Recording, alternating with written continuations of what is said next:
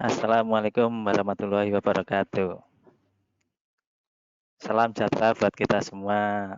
Terima kasih atas waktu dan kesempatannya kelompok kami untuk bisa menampilkan presentasi di strategic leadership tentang strategic thinking untuk materi kelompok grup 4.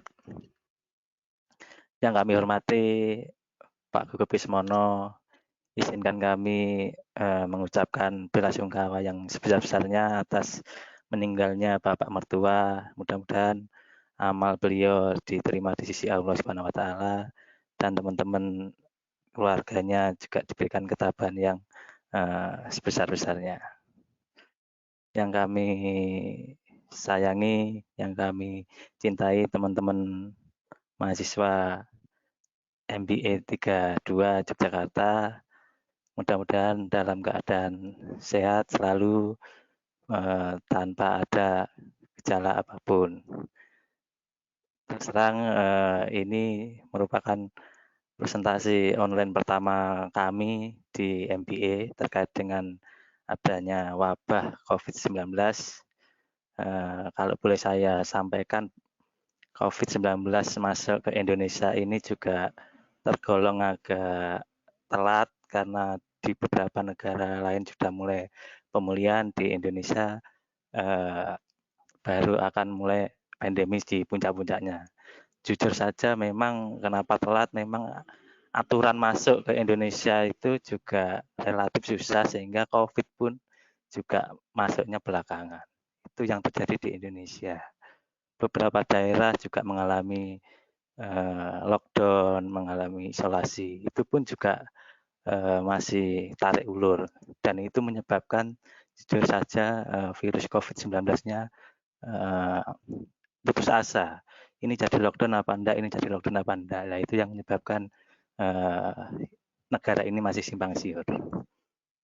Oke, kami awali kelompok 4 terdiri dari Desti Kristia Anisya, Handoko Bagaskara, Paramita Widiastri, dan Tenggono.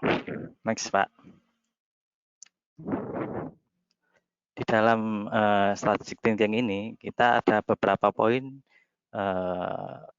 poin-poin penting terkait dengan apa itu strategic thinking. Next.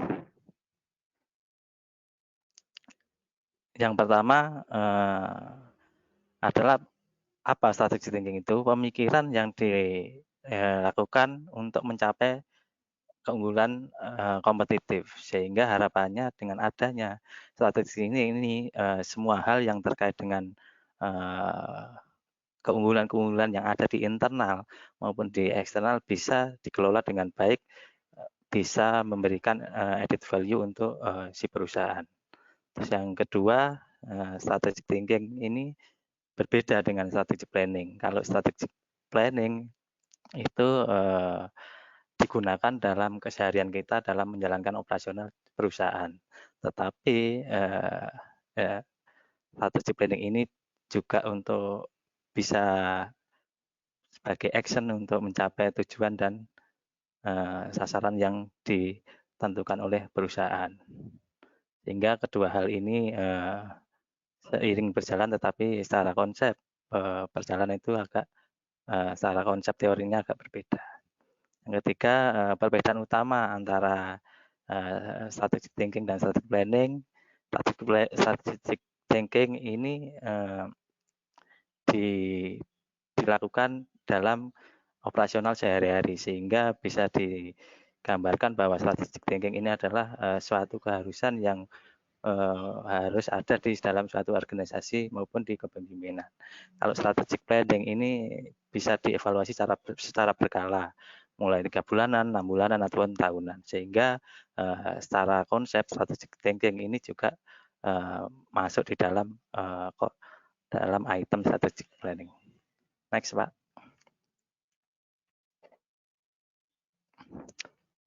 Selanjutnya kita akan coba gambarkan, coba kita ringkaskan terkait tipe-tipe strategic thinker yang ada di dalam organisasi itu seperti apa. Yang pertama itu pitch bump, itu seperti yang ada di gambar di atas, di bawah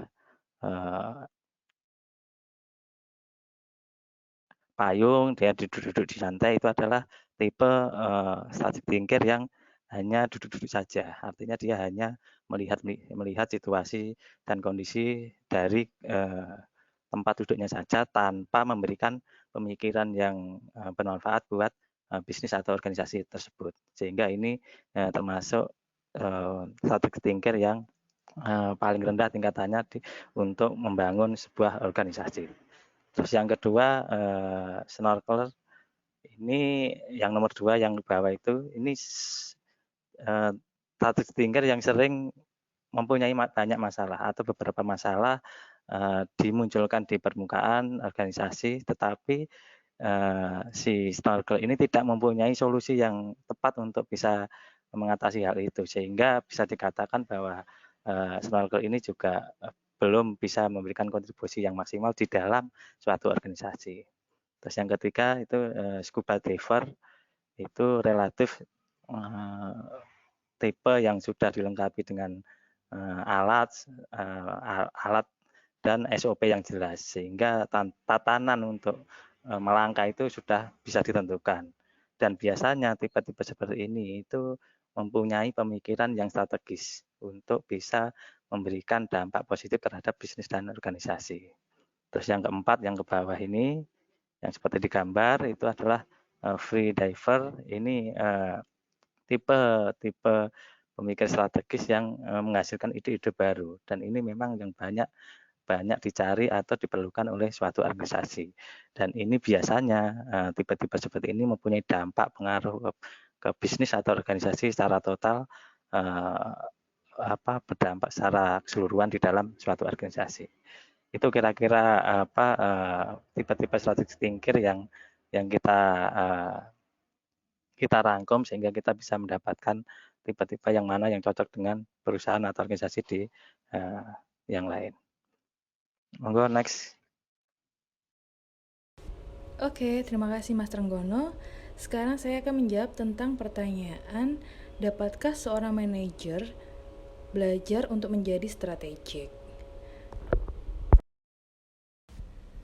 Profesor Michael Watkins mengatakan bahwa seorang manajer dapat menjadi strategik jika memiliki keterampilan lainnya atau melakukan pelatihan. Pengetahuan strategik akan meningkat sebesar 30% jika manajer mengikuti program development. Akan tetapi, pada kenyataannya, 90% direktur dan presiden tidak memiliki program development untuk strategic thinking. Untuk memaksimalkan sumber daya dan mengembangkan bisnis agar menjadi menguntungkan, ada 3 dimensi yang dapat menjadi acuan, yaitu yang dikenal dengan 3A, yaitu adalah acumen, allocation, dan action. Tujuan dari 3A ini tidak lain halnya adalah untuk menghasilkan wawasan bisnis yang utama, memfokuskan sumber daya melalui trade-off dan action. Untuk 3A akan dijelaskan oleh Mas Bagas, kami persilahkan. Oke, selanjutnya adalah saya akan menjelaskan lebih detail mengenai 3 disiplin dalam strategic thinking. Yang pertama adalah acumen disiplin. Jadi dari presentasi dan paper yang ditulis oleh Rich, ada paradoks dalam strategi, yaitu in order to elevate one's thinking to see the big picture, jika seseorang kepingin mendapatkan big picture, seorang manajer pengen mendapatkan big picture, one must first dive below the surface of the issue to uncover insight. Jadi manajer tersebut kalau mau tahu big picture, dia pertama kali harus menyelami sampai ke level permasalahan yang belum terbuka atau isu-isu di lapangan yang belum dibukakan ke manajemen. Nah, biasanya kalau seorang manajer mau menerapkan 3A triple A disiplin ini, untuk argument ada pertanyaan yang wajib dijawab oleh seorang manajer, yaitu what is the key insight driving this initiative. Jadi apa insight ini lebih dari data, lebih dari cuman informasi, dan lebih dari hanya knowledge. Insight ini knowledge yang sudah diolah, ada wisdom di dalamnya yang perlu diketahui oleh seorang manajer. Selanjutnya adalah allocation discipline. Jadi setelah acumen disiplin, selanjutnya yang kedua adalah allocation. Allocation di sini adalah di dalam strategi resource allocation itu adalah hal yang paling utama dalam proses strategi, dalam strategic thinking, dalam menerapkan strategic thinking, yaitu dengan resource yang terbatas, namun diharapkan bisa mendapatkan result yang maksimum. Pertanyaan yang berhubungan, yang biasanya muncul atau related dengan allocation disiplin yang harus dijawab oleh seorang manajer adalah what trade-off will I make to focus resource. Jadi apa pengorbanan yang harus seorang manajer lakukan untuk memfokuskan sumber daya ini. Sumber daya ini, resource ini bisa waktu, bisa budget, bisa manpower, talent, begitu ya. Kemudian disiplin yang ketiga adalah action disiplin. Jadi setelah insight didapat, yaitu acumen disiplin, kemudian allocation disiplin, now is the time to do action. Kemudian di paper yang kami baca, dilakukan survei ke lebih dari 400 perusahaan yang dipublish di Training and Development Magazine. Itu terlihat, teman-teman, bahwa 49% para pemimpin di dunia bisnis melaporkan adanya gap antara kemampuan organisasi mengartikulasi strategic vision dan keefektifan di proses eksekusinya. Jadi ada gap. Kemudian biasanya pertanyaan yang muncul yang harus dijawab seorang manajer untuk memiliki disiplin dalam hal action adalah what action can I take to achieve advantage. Jadi tindakan-tindakan apa yang perlu seorang manajer lakukan untuk mencapai keuntungan tersebut. Jadi dari 3A ini, 3A disiplin ini jika dilakukan secara konsisten, tadi seperti definisi strategic thinking, harus dilakukan continuous in daily basis, itu akan mengarahkan seorang manajer dari yang beach, yang hanya nyantai-nyantai di pinggir pantai, menjadi seorang free diver. Dan ini butuh waktu tentunya, konsistensi, dan proses belajar yang terus-menerus. Selanjutnya, slide selanjutnya akan dijelaskan oleh Desti. Ya, terima kasih Mas Bagas. Selanjutnya saya akan menjelaskan tentang poin-poin apa saja sih yang dapat dipelajari dari strategic thinking ini sendiri. Yang pertama yaitu think strategically on a daily, not yearly basis to generate new idea. Jadi berpikir strategik ini idealnya harus dilakukan setiap hari, di mana ini untuk menemukan gagasan-gagasan baru yang berguna untuk organisasi. Kemudian selanjutnya adalah develop a common understanding and toolkit for strategy. Jadi kita harus mengembangkan pemahaman umum dan perangkat strategik apa sih yang bisa digunakan. Kemudian ada create differentiated strategy to grow profit. Jadi kita harus mendorong diri kita untuk tidak hanya berpikir bagaimana bisa menjadi lebih baik, tapi juga harus bisa mendorong diri kita untuk bisa berpikir bagaimana sih untuk bisa menjadi berbeda, sehingga untuk dapat menumbuhkan laba. Kemudian ada selanjutnya improve strategic decision making to increase productivity. Jadi kita harus membuat keputusan strategis yang dimana ini menumbuhkan produktivitas kita. Kemudian ada discover new source for generating business innovation. Ini bagaimana kita dapat menambah nilai atau membuat nilai yang berbeda dari sumber daya yang kita miliki.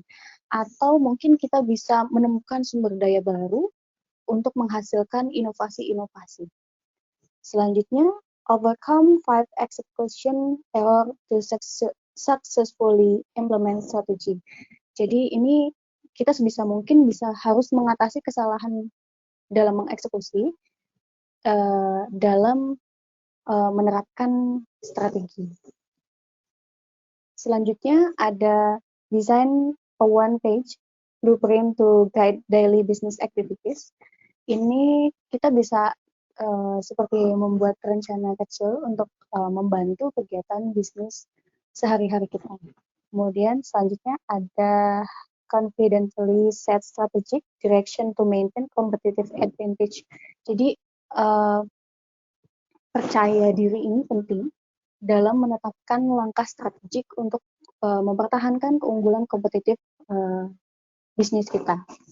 Selanjutnya ada outthink and outperform the competition on a consistent basis. Jadi kita harus selalu berpikir dan menggali kompetensi apa aja sih yang kita miliki dan kita harus melaksanakannya dengan konsisten. Dan yang terakhir adalah and communicate strategy with the rest of the organization. Jadi samakan dan komunikasikan strategi yang sudah dibuat dengan anggota organisasi yang lain sehingga strategi kita ini dapat berjalan bersamaan, kemudian dapat terintegrasi dengan baik dan tentunya efeknya akan jauh lebih besar. Oke, next.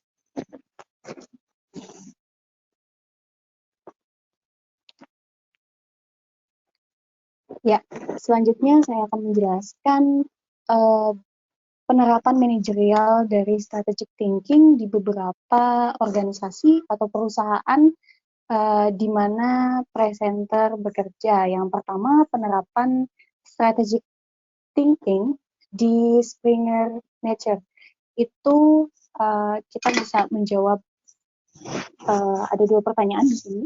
Yang pertama, apakah bisa dilakukan strategic thinking ini? Kemudian mengapa?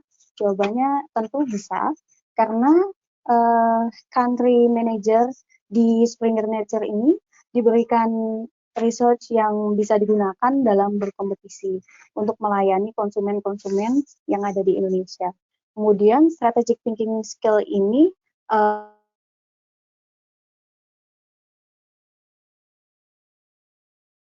nature. Kemudian ditambah dengan penerapan disiplin dari 3A tadi. Terbukti 5 tahun ke belakang mampu mencapai lebih dari 100% pencapaian target sales per negara. Kemudian pertanyaan yang kedua yaitu perubahan apa yang harus dilakukan atau yang akan terjadi terkait dengan strategic thinking di Springer Nature. Itu perubahannya itu memberikan pelatihan dan program development di level manager, supervisor, dan staff secara konsisten, kemudian menggunakan resource yang diberi secara efektif dengan berubah dari beach bum menjadi free diver seperti sudah dijelaskan tadi di tipe strategic thinker tadi ya.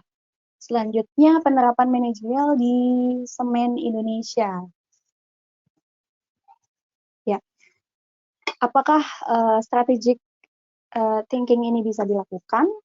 Bisa, karena organisasi secara keseluruhan cukup besar Semen Indonesia ini, sehingga unsur strategic thinking skill ini hampir semua bagian diperlukan, karena hal ini digunakan untuk merancang sebuah strategic planning di setiap lini. Ditambah lagi dengan penerapan 3A tadi, sehingga secara kontinu semen Indonesia mampu menunjukkan kinerja yang maksimal sesuai perubahan misi menjadi perusahaan building material terbesar di regional. Kemudian pertanyaan kedua, perubahan apa sih yang dilakukan? Jawabannya adalah jika penerapan strategic thinking melalui konsep 3A tadi dilakukan di setiap bagian yang ada di semen Indonesia, maka harapannya perusahaan ini di tingkat manajerial mampu membangun tingkat kepemimpinan, kapabilitas, motivasi, dan akuntabilitas secara keseluruhan dapat berjalan dengan baik. Ya, selanjutnya, next. Penerapan manajerial strategic thinking di perusahaan manufaktur. Apakah strategic thinking ini bisa dilakukan? Tentu bisa. Selama ini kan kita tahu kalau di manufaktur ini kan hanya menghasilkan barang atau produk saja, tetapi ternyata di dalam kegiatan manufaktur itu ada yang namanya kegiatan operasi yang mana ini berkaitan dengan kegiatan jasa yang mana tidak hanya menghasilkan suatu barang namun juga pelayanan tentunya. Selain itu informasi sumber daya yang khususnya persediaan yang kami miliki ini kami desain sebisa mungkin dapat diakses mudah dan akurat sehingga pertukaran sumber daya dapat berjalan dengan efisien. Kemudian perubahan apa aja sih yang akan terjadi kalau kita menerapkan strategic thinking ini di perusahaan manufaktur khususnya? Menerapkan strategic thinking yang didasarkan pada visi ini dapat memberikan pelayanan dan nilai tambah yang lebih baik. Tentunya bukan pada produk saja yang dihasilkan, tapi juga pelayanan kepada konsumen seperti di distribusi, kemudian ada semacam komplain atau apa, kita bisa mengelola itu dengan baik. Kemudian perusahaan manufaktur juga tidak hanya menghasilkan produk yang berkualitas tentunya, tapi dengan strategic thinking ini bisa memberikan pelayanan dan kepuasan kepada pelanggan. Karena kendala teknis, saya akan melanjutkan yang Mbak Desti tadi sampaikan, yaitu perubahan apa yang harus dilakukan atau yang akan terjadi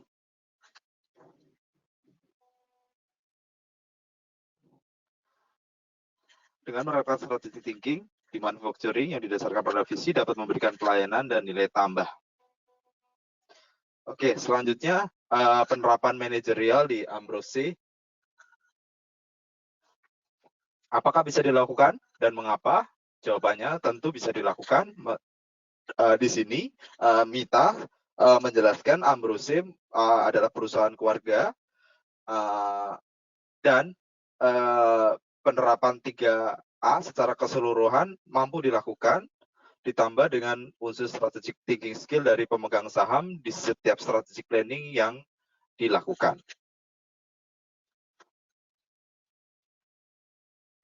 Kemudian perubahan apa yang harus dilakukan atau yang akan terjadi, yaitu memastikan penerapan 3A, acumen, allocation, dan action dapat berjalan sesuai di setiap bagian sehingga diharapkan akan muncul pemimpin yang mempunyai kredibilitas dan tanggung jawab yang diharapkan.